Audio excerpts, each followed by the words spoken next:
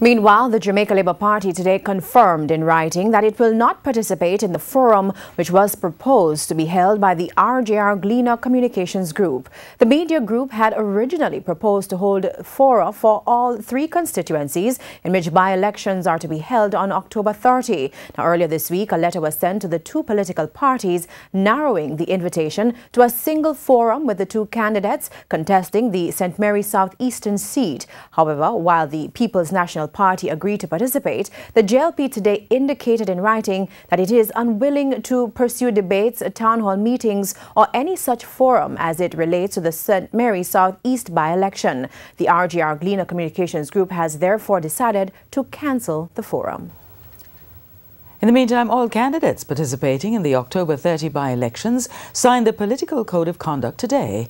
The candidates have committed to abiding by the regulations outlined in the code during the campaign and on the day of the by-election.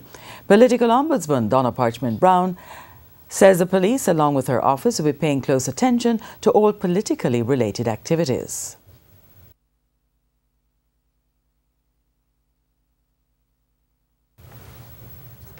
And with the campaign heating up in St. Mary's South Eastern, the Jamaica Labour Party JLP candidate, Dr. Norman Dunn, along with the